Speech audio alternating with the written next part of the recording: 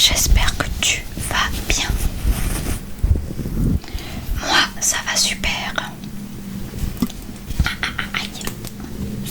Aujourd'hui, avec l'accord de Sarah Shepard, on se retrouve pour la lecture du chapitre 23 du tome 1 de Pretty Little Liars. Mais avant, je vais te montrer ce que j'ai dans les mains, parce que comme souvent en début de vidéo, j'adore faire des déclencheurs avec des objets que j'ai chez moi qui sont généralement en rapport avec le thème des romans que je lis. Et vu que Pretty Little Liars c'est un roman plutôt girly, du coup dans ma main j'ai, je sais plus comment on appelle ça, un roller je crois pour le visage, et je crois que c'est du quartz rose mais je suis pas sûre, donc j'ai pas envie de dire de bêtises, mais que j'ai acheté à Sephora il y a 2 semaines je crois, avec une amie, et que j'utilise tout le temps et j'adore. J'en avais déjà entendu parler mais je n'avais pas eu l'occasion d'en acheter, et la dernière fois avec une amie on est allé dans un centre commercial et il y avait un Sephora, donc je me suis dit pourquoi pas en profiter pour en acheter un.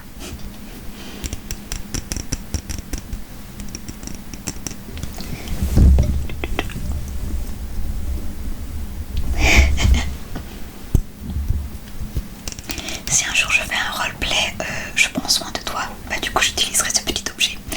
Mais c'est pas dit que je le fasse parce que moi généralement ce genre de roleplay c'est pas trop ma came, on va dire.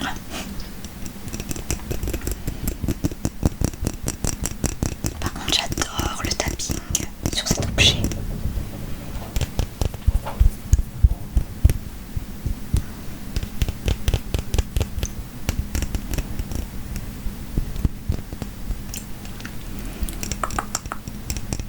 Et ensuite je vais te montrer ce que j'ai acheté également à Sephora.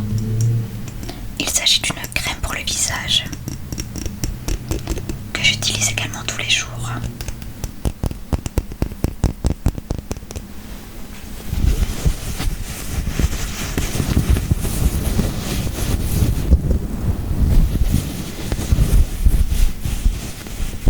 J'adore la petite housse dans lequel est rangé le petit roller.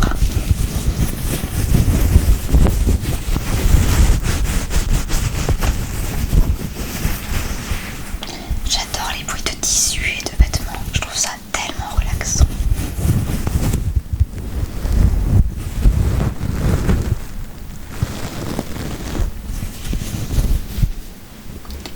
Et donc pour la crème, c'est Plumb Prime, je sais pas trop comment on dit, de Too Faced. En fait je ne connaissais absolument pas cette marque, et du coup c'est cette amie avec qui je suis allée en ville qui me l'a conseillé, et franchement pépite. Elle coûte assez cher par contre.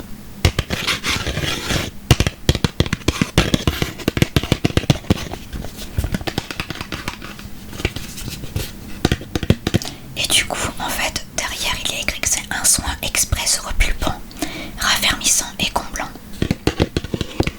Et en fait elle lisse la peau. Généralement ils conseillent soit de l'appliquer la nuit ou soit la journée avant le fond de teint puisqu'elle lisse la peau. Moi personnellement je ne mets pas de fond de teint, donc je l'applique tous les matins, parce que la nuit j'applique une autre crème. Bref, rien de super intéressant ce que je raconte.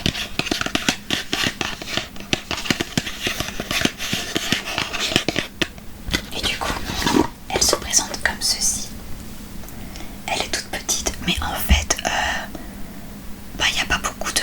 Enfin quand on en met pas beaucoup, donc elle peut tenir, elle peut très bien tenir.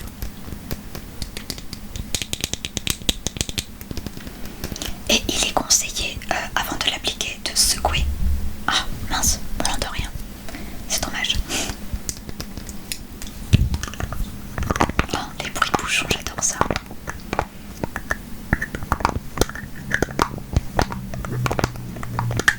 Et elles sont super bons. Bref. Sinon pour en revenir à Pretty Little Liars,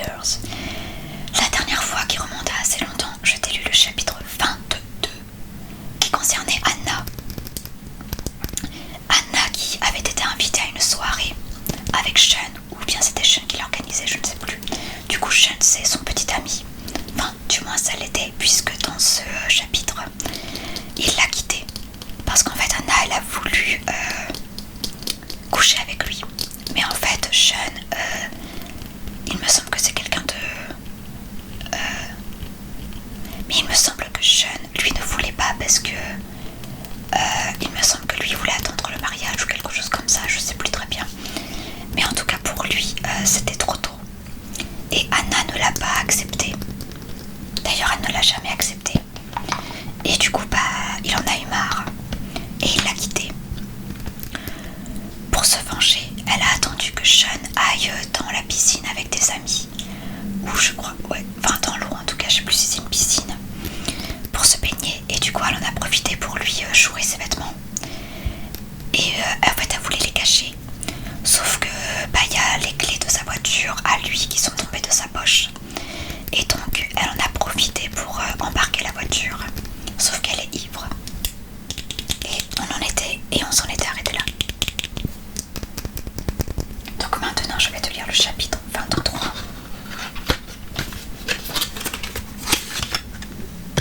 Je vais juste ranger la petite roller dans sa petite housse.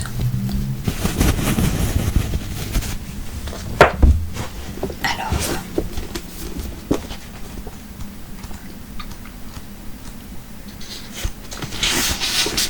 chapitre 23. Chapitre 23. Les bains de pierre, c'est bon pour les pores. Les pores P-O-R-E-S, c'est-à-dire les pores, la peau je crois. Je sais plus. Mais pas les pores, genre les cochons.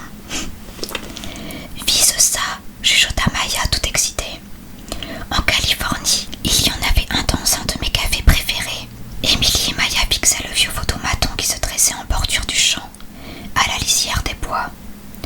Une rallonge électrique orange s'éloignait en serpentant à travers la pelouse, en direction de la maison.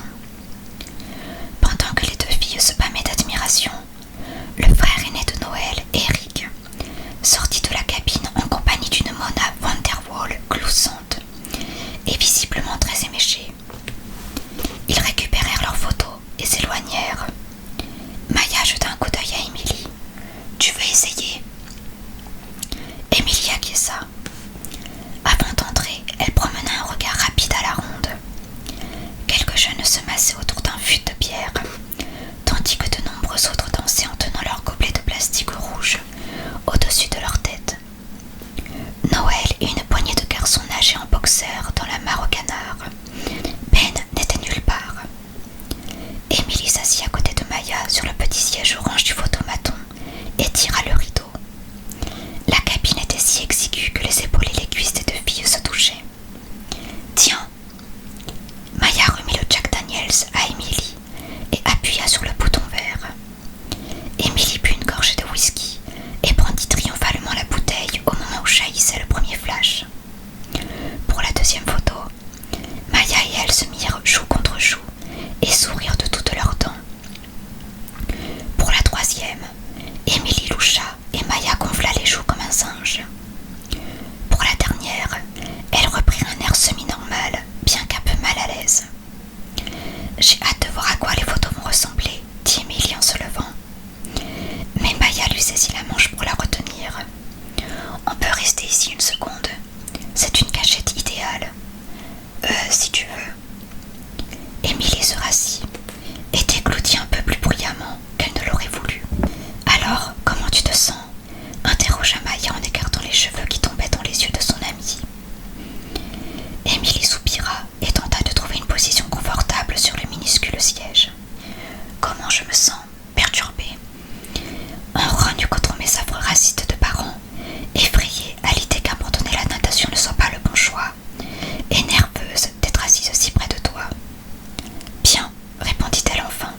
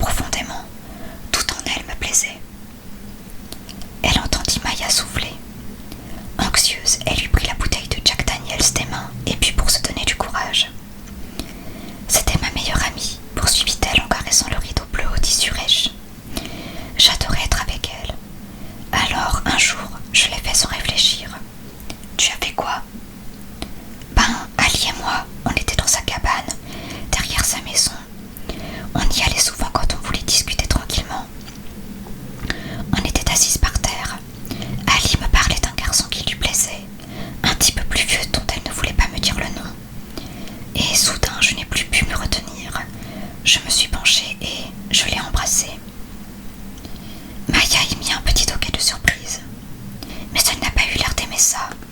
Après, elle s'est montrée assez distante. Elle m'a même dit: maintenant je comprends pourquoi tu ne dis jamais rien pendant qu'on se change pour le cours de gym. Mon Dieu. Émilie but une autre gorgée de whisky et sentit la tête lui tourner. C'était la première fois qu'elle buvait autant. Et un de ses plus grands secrets était désormais exposé, telle une culotte de grand-mère sur une corde à linge.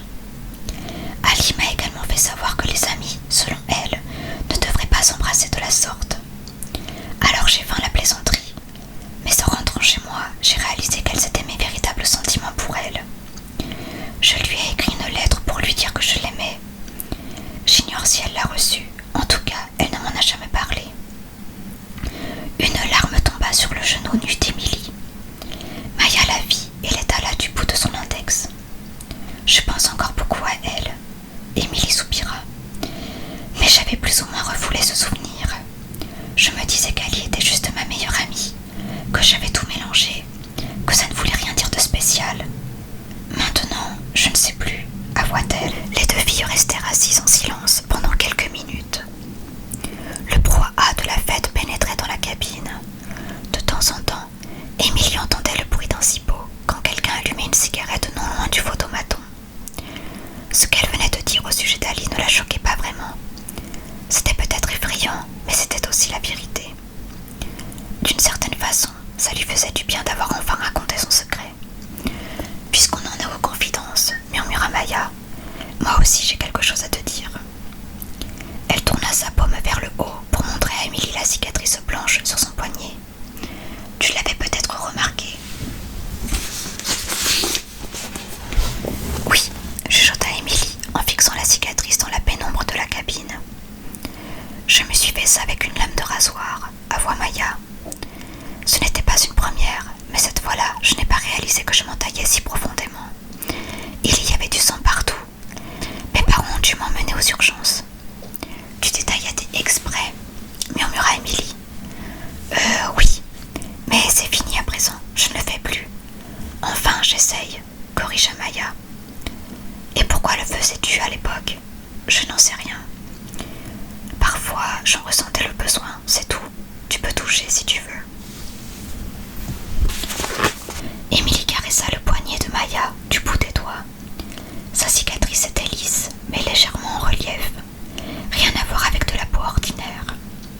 Ce contact était la chose la plus intime dont Émilie ait jamais fait l'expérience. Elle se pencha et prit Maya dans ses bras.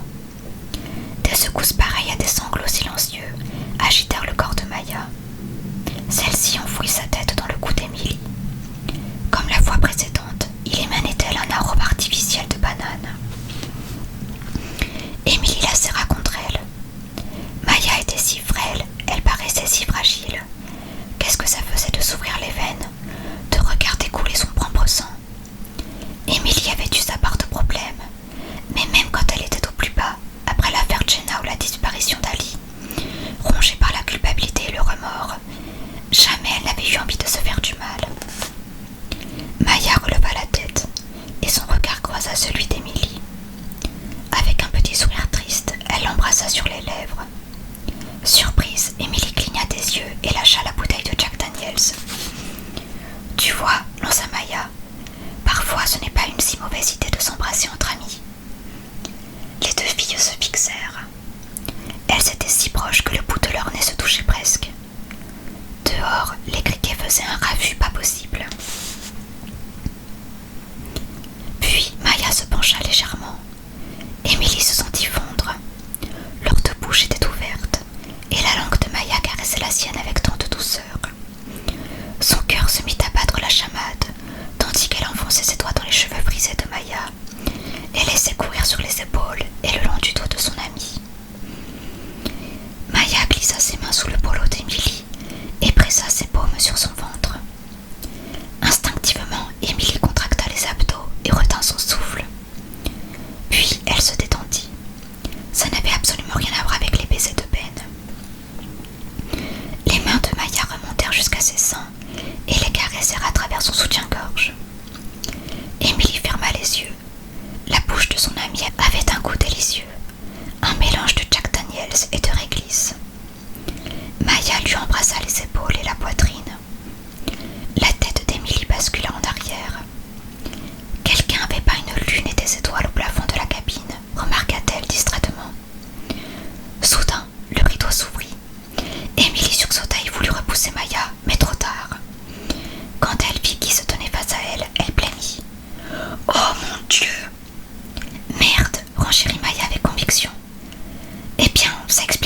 chose. Lâcha froidement Ben. Il tenait 2 gobelets de bière à la main. Ben, Émilie s'extirpa précipitamment de la cabine, se cognant la tête sur le haut de la porte au passage. Ne te dérange pas pour moi, ricana le jeune homme. Jamais Émilie n'avait entendu tant de chagrin et de colère dans sa voix. Non, protesta-t-elle, tu ne comprends pas. Elle sortit du photomaton et Maya l'imita. Du coin de l'œil, elle vit son amie récupérer leurs photos et les fourrer dans sa poche. Surtout, ne dis rien, cracha Ben, et il lui jeta l'une des bières à la figure. Le liquide tiède éclaboussa le jean et les converses d'Émilie. Le gobelet rebondit par terre et disparut dans les buissons. Ben, cria Émilie. Le jeune homme hésita, puis jeta son autre bière à la figure de Maya. Le visage et les cheveux dégoulinants, celle-ci hurla. Arrête, hoqueta Émilie. Espèce de sale queen, dit Ben, des larmes plein la voix. Tournant les talons, il s'enfuit dans l'obscurité. Et c'est la fin de ce chapitre. D'ailleurs, je crois que cette scène, elle est dans la série, mais différemment. Honnêtement, ça fait très très longtemps que je n'ai pas vu la série. Donc, je ne pourrais plus te dire, mais je crois qu'il y a une scène similaire dans la série où Maya et Émilie s'embrassent dans un photomaton. D'ailleurs, je me demande si les photos ne sont pas volées dans la série. Si quelqu'un ne vole pas les photos, mais j'ai un doute. En tout cas, j'espère que cette lecture aura réussi à te détendre et à te relaxer. Je te souhaite de passer une très bonne journée, une très bonne soirée ou une très bonne nuit. Et je te dis à bientôt pour une prochaine lecture.